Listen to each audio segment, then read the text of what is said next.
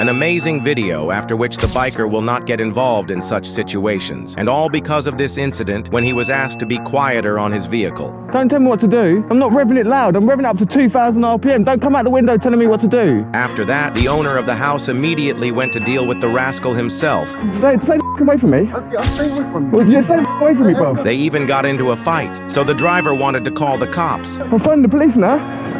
All on camera, mate. Police, please. Police, thanks. Thanks. You're a Who do you think is to blame for this incident? And was the rider right to call the police? Write in the comments.